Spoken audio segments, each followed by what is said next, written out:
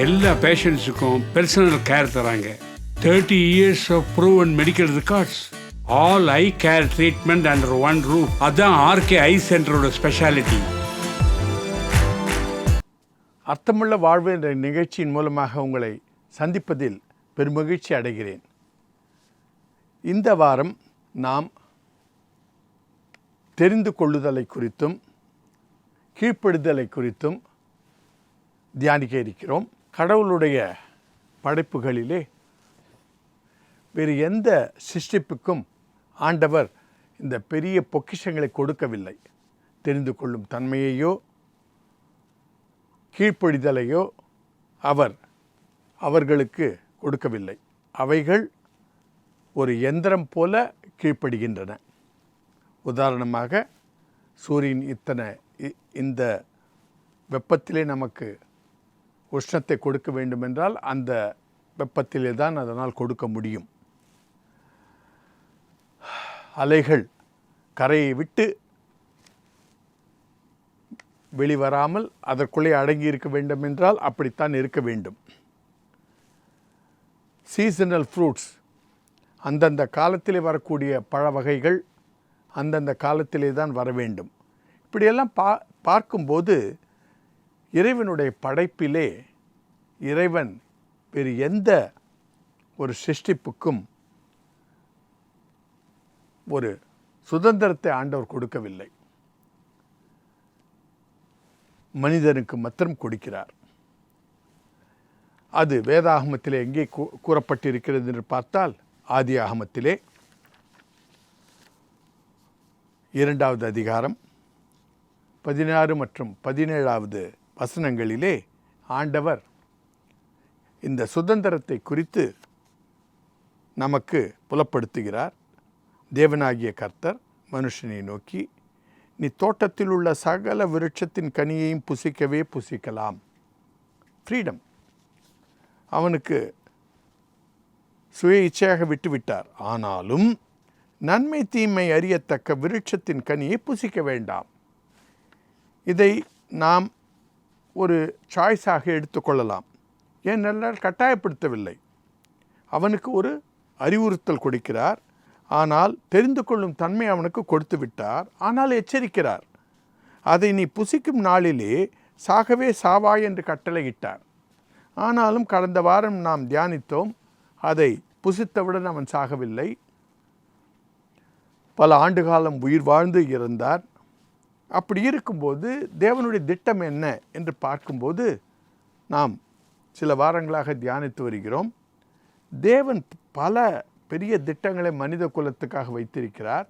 அதை அவர் இந்த பூமியிலே தான் அதை நிறைவேற்ற முடியும். இந்த பூமியிலே தான் நமக்கு நன்மை தீமை அறிகிற அறிவை கொடுத்து நம்மை அரசாள தகுதிப்படுத்த நமக்கு கற்றுக் கொடுக்க முடியும். நன்மை தீமை அறிகிற அறிவு நமக்கு இல்லை என்றால் நம்மால் அரசாள முடியாது. ஆண்டவர் ஆதாமுக்கு கொடுத்த ஒரு பெரிய எதிர்பார்ப்பு கட்டளை, நீ பூமியின் மேல் இருக்கும் கடலில் வாழும் மச்சங்களையும் ஆகாயத்து பறவைகளையும் விலங்குகளையும் ஆண்டு கொள்ளுவாய் என்று ஆழப் பிறந்தவர்களாக நம்ம இங்கு கொண்டு வருகிறார். சிறிய காலம் இங்கு வைத்துவிட்டு நம்மை பரத்திலே கொண்டு போய் அண்ட சராசரங்களை ஆளவும் நம்மை தகுதிப்படுத்துகிறார். வெளிப்பாடு புஸ்தகம் 2வது அதிகாரம் 7வது வசனம், 17வது வசனம், 3வது அதிகாரம் 5வது வசனம், 12வது வசனம், 21வது வசனம் என்றெல்லாம் நாம் பார்க்கும்போது காதுள்ளவன் கேட்க கடவன், ஜெயங்கொள்கிறவன் எவனோ அவனுக்கு இவற்றையெல்லாம் கொடுப்பேன் என்று சொல்லுவார். அதை வீட்டிலே இந்த பகுதியை எடுத்து தியானியுங்கள். உங்களுக்கு ஆண்டவருடைய எதிர்பார்ப்பு மனித குலத்திலிருந்து என்ன என்பது நமக்கு புலப்படும். குறிப்பாக 3வது அதிகாரம் 21வது வசனம் வெளிப்பாடு புஸ்தகத்திலே அவர் சொல்லுவார், நான் ஜெயம் கொண்டு என் பிதாவின் சிங்காசனத்திலே அமர்ந்தது போல, அது இயேசுநாதர், அவர் ஜெயம் கொண்டார். சிலுவையின் மூலமாக நமக்கு ஒரு பாவ மன்னிப்பை பெற்றுக் கொடுத்தார். நான் ஜெயம் கொண்டு பிதாவின் சிங்காசனத்தில் அமர்ந்தது போல நீங்களும் ஜெயித்து வந்தால் ஜெயம் கொள்கிறவன் எவனோ அவனும் என்னோடு சிங்காசனத்திலே அமர அருள் செய்வேன் என்று சொல்லுகிறார். ஸோ நம்மை நன்மை தீமை அறிய வைத்து ஆளுகைக்கு நம்மை பயிற்சிவிக்கிறார். ஆளுகைக்கு நன்மை தீமை அவசியமா என்று கேட்டால் கட்டாயம் அவசியம். இன்று நமக்கு வேறு எந்த ஜீவராசிக்கும் அந்த பொக்கிஷத்தை அவர் கொடுக்கவில்லை. ஆதலால் அவைகளை அவர் ஆள பயிற்சி கொடுக்க முடியாது. மனிதனுக்கு நன்மை தீமை அறிகிற அறிவை கொடுத்ததினாலே அவனுக்கு அவளுக்கு அவரால் அந்த பயிற்சி கொடுக்க முடியும். அதற்காகத்தான் இதை ஒரு தெரிந்து கொள்ளுதன் மூலமாக நமக்கு அதை கொடுக்கிறார். வற்புறுத்ததின் மூலமாகவோ அல்லது ஒரு மெஷினாகவோ நம்மை படைக்காமல் நமக்கு சுதந்திரத்தை கொடுத்து இந்த நன்மை தீமை அறிகிற அறிவையும் கொடுத்து இவன் எப்படி இதை பயன்படுத்துவான் என்று நமக்கு பயிற்சி கொடுத்து அதில் தேறுகிறவர்களை ஜெயம் கொள்ளுகிறவர்களை எடுத்து உபயோகப்படுத்துவார். நன்மை தீமை அறிகிற அறிவு அரசாள தேவை என்பது எங்கே புலப்படுகிறது என்றால், தாவீது ராஜாக்கு பிறகு சாலமன் ராஜா அரசாள்வதற்காக வருகிறார். அவர் கோயிலை பிரதிஷ்டை செய்கிறார். பல காளைகளை பலியிடுகிறார். அன்று ராத்திரியிலே ஆண்டவர் சொப்பனத்திலே அவனை நோக்கி கேட்கிறார், உனக்கு என்ன வேணும் கேள் என்று கேட்கும்போது சாலமன் கேட்பதெல்லாம் 1 ராஜாக்கள் 3வது அதிகாரம் 9வது வசனத்தில் இப்படியாக எழுதப்பட்டிருக்கிறது. ஆகையால் உமது ஜனங்களை நியாயம் விசாரிக்கவும் நன்மை தீமை என்னதென்று வகையறுக்கவும் அடியனுக்கு ஞானமுள்ள இருதயத்தை தந்தருளும்.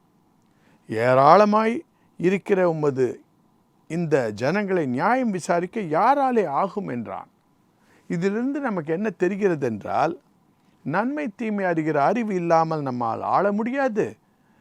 திரளான இந்த ஜனங்களை நியாயம் விசாரிக்க வேண்டால் நன்மை தீமை தெரிய வேண்டும்.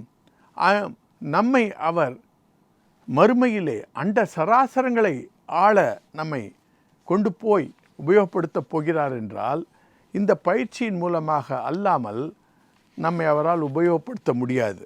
அதற்கு குறிப்பாக நாம் பாவத்தை ஜெயிக்கிறவர்களாக இருக்க வேண்டும்.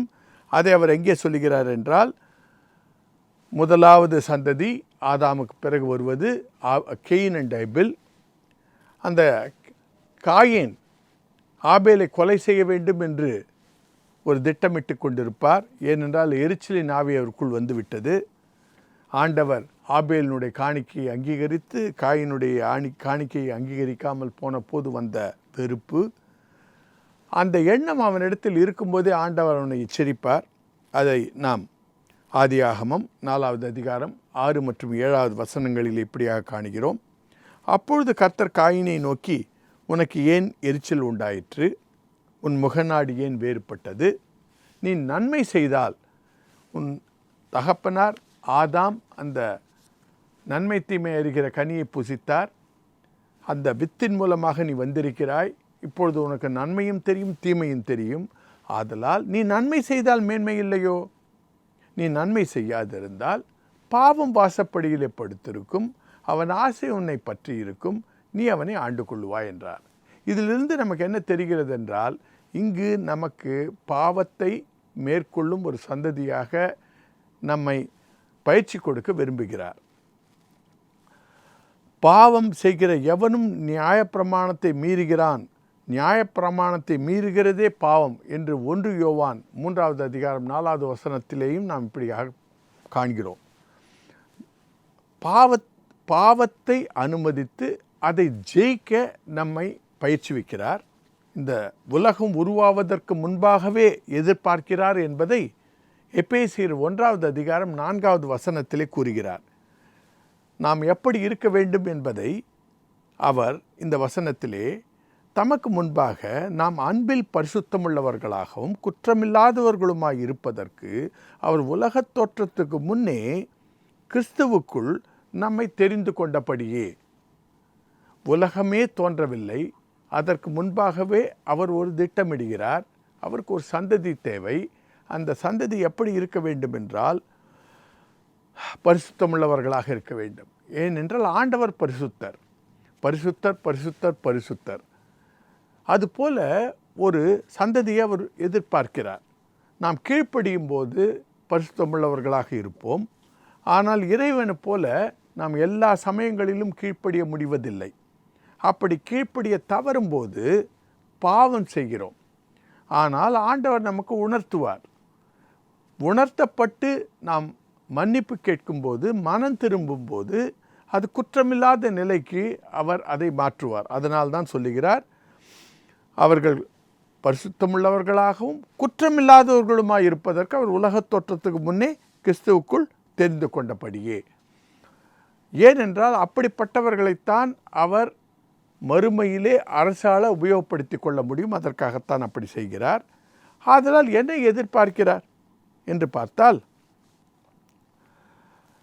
நீங்கள் என்னிடத்தில் அன்பாயிருந்தால் என் கற்பனைகளை கைக்கொள்ளுங்கள். யோவான் 14வது அதிகாரம் 15வது வசனங்களிலே இப்படியாக சொல்லுகிறார், நீ என்னிடத்தில் அன்பாய் இருந்தால் என் கற்பனைகளை கைக்கொள். நாம் எல்லோரும் ஒருவரை ஒருவர் நீ இறைவனிடம் அன்பாய் இருக்கிறாயா என்று கேட்டால் எல்லோரும் ஆம் என்போம். ஆனால் அவர்களுடைய கற்பனைகளை எல்லாம் நீ கைக்கொள்கிறாயா என்று கேட்டால் சற்று தயங்குவோம். என்னால் நமக்கே தெரியும், கற்பனைகளை நாம் பல சமயங்களிலே கைக்கொள்ளுவதில்லை. ஆனால் இறைவன் இங்கு வெறு தெளிவாக கூறுகிறார், நீ என்னில் அன்பாய் இருந்தால் என் கற்பனைகளை கைக்கொள்ளுவாய். நம்முடைய மகன் நம்மிடத்தில் வந்து அப்பா அப்பா உங்களை நான் நேசிக்கிறேன், உங்களை நேசிக்கிறேன்னு காலை பிடித்து கட்டிக்கொண்டால் சந்தோஷமாக இருக்கும். ஆனால் நாம் சொன்னதை அவன் செய்யவில்லை என்றால் இப்படி கட்டி பிடித்து கொண்டு நாம் என்ன செய்ய போகிறோம்? நாம் சொல்லுவோம், அப்பா நீ உண்மையாகவே என்னிடத்தில் அன்பாக இருந்தால் நான் சொன்னதெல்லாம் கேள், நல்லா படி என்றெல்லாம் சொல்லுவோம். அதனால் கர்த்தருடைய பிள்ளைகளே, 21வது வசனத்தில் இப்படியாக சொல்லுகிறார், யோவான் 14:21, என் கற்பனைகளை பெற்றுக்கொண்டு அவைகளை கை கொள்ளுகிறவன் எவனோ அவனே என்னிடத்தில் அன்பாய் இருக்கிறான். என்னிடத்தில் அன்பாய் இருக்கிறவன் என் பிதாவுக்கும் அன்பாயிருப்பான். நானும் அவனில் அன்பாயிருந்து அவனுக்கு என்னை வெளிப்படுத்துவேன் என்றார். 23வது வசனத்திலே இயேசு அவனுக்கு பிரதியுத்தரமாக, ஒருவன் என்னில் அன்பாயிருந்தால் அவன் என் வசனத்தை கை கொள்ளுவான். அவனில் என் பிதா அன்பாயிருப்பார். நாங்கள் அவனிடத்தில் வந்து அவனோடு வாசம் பண்ணுவோம். கர்த்தருடைய பிள்ளைகளே, நாம் கீழ்ப்படிய நம்மை நாமே கோவிலாக்குவோம். கோவில் என்றால் என்ன? கோ இல். கோ என்றால் அரசர், இல் என்றால் இல்லம். அரசர் வாழும் இடத்திற்கு பெயர் கோயில். ஸோ கடவுள் என்ன சொல்லுகிறார் என்றால், நீ கீழ்ப்படியும் போது, என் கற்பனைகளை கை கொள்ளும் போது நான் உன்னிடத்திலே வந்து வாசம் பண்ணுவேன். அப்பொழுது நாம் கோவிலாகிறோம். இதைத்தான் 1 கொரிந்தியர் 6 கடைசி வசனங்களிலே சொல்லுவார், நீ இறைவனுடைய ஆலயமாய் இருக்கிறாய் என்று அறியாயா என்று சொல்லுவார். கர்த்தருடைய பிள்ளைகளே, ஆண்டவர் நமக்கு சுயாதீனத்தை கொடுத்திருக்கிறார், கற்பனைகளை கொடுத்திருக்கிறார். அதை நாம் அன்பினால் கீழ்ப்படிந்து அவரிடத்தில் பயிற்சி பெற்று இம்மையிலே ஆசீர்வாதங்களை பெற்றுக்கொள்ளவும் மறுமையிலே பொறுப்புகளை பெற்றுக்கொள்ளவும் நம்மை நாமே தயார் செய்து கொள்வோம். நன்றி, வணக்கம்.